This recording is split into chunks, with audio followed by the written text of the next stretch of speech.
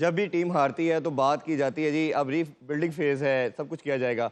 अच्छा, चेयरमैन साहब ने दो बातें की। इंग्लैंड टूर पे थे तो उन्होंने कहा कि आपने टीम को कुछ नहीं कहना, आपने क्रिटिसाइज नहीं करना, ये वर्ल्ड कप लेके आएगी। पाकिस्तानी टीम 2 मैच हारी तो इन्होंने कहा जी बड़ी सर्जरी होगी। ऑब्वियसली मैच के बाद इन्होंने ये बात की। ये चेयरमैन ज़का अशरफ साहब ने जब पाकिस्तान वर्ल्ड कप खेल रहा था, जब इस तरह की स्टेटमेंट बाबर आजम के हवाले से आई, हमने बहुत बात की कि इवेंट के बाद ऐसी हेड की तरफ से बात करनी चाहिए।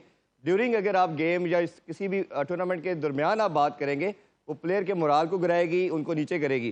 तो ये ड्यूरिंग अभी वर्ल्ड कप चल रहा है, इस तरह की स्टेटमेंट आपको लगता है? और आज की खबर ये है कि सेंट्रल कॉन्ट्रैक्ट को भी रिवाइज करने की बात कर दी गई है कि अभी कुछ लड़कों को सोच रहे हैं कि उनको रोकना चाहिए या शायद उनको रिव्यू करेंगे। तो ये सारी बातें आपको लगता है ड्यूरिंग वर्ल्ड कप जेब नहीं देती?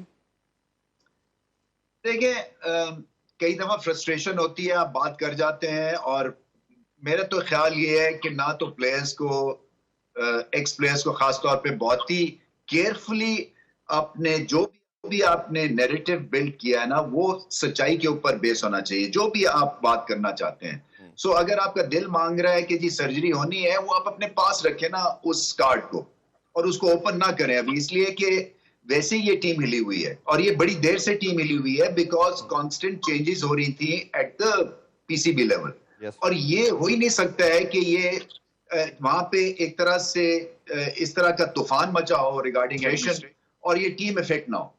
और फिर उसमें जो है आपको कंफ्यूजन दिखा है रिगार्डिंग सिलेक्शन, रिगार्डिंग लोगों को वापस बुलाना, और फिर एक मैच हारे, और बड़ी देर से ये हो रहा है कि बॉर्डर लाइन हमारी परफॉर्मेंसेस चल रही हैं। सो ये तो वेकअप कॉल बहुत पहले से आपको मिल रही थी, रिएक्ट अब आप ये, और फिर ये नी जर्क रिएक्शन होगा।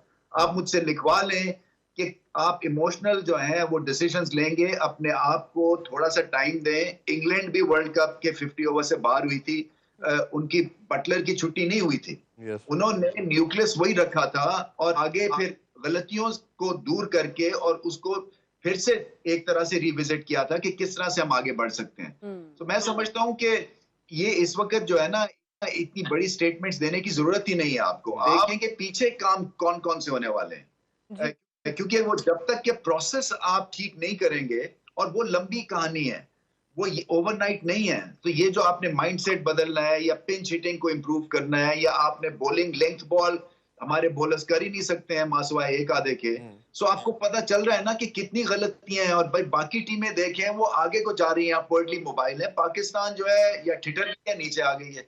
और ये सारे अपने ट्विन हैं लड़के, ये आपके फ्यूचर स्टार्स हैं मोस्टली। ये जो टीम है मासवाए 3-4 के, बाकी आपके फ्यूचर एसेट्स हैं। तो जब आपको पता है कि न्यूक्लियस यही रहना है, तो फिर इनकी डेवलपमेंट होनी है, और इनमें एक क्रिकेट की इंटेलिजेंस जो है ना वो लेके आनी है आपको, जिसको गेम अवेयरनेस कहते हैं। और वो आएगी जब डग आउट में पॉलिटिक्स नहीं होगी, जबरदस्ती सिलेक्शन फोर्स नहीं की जाएगी, इसी तरह से कप्तान नहीं बदले जाएंगे, और फिर आप मौके के ऊपर जो है ना इस टीम को बैक करें, और फिर टीम भी अपने आप को थोड़ा सा इंट्रोस्पेक्ट करे कि क्या हम गलत कर रहे हैं, क्या वही गलतियां दोहराई जा रहे हैं, टेम्परमेंट का इशू है, या आपके पास स्किल का इशू है, एग्जीक्यूशन का इशू है, या आपको गेम की अवेयरनेस नहीं आती है, तो आप हेल्प लें फिर।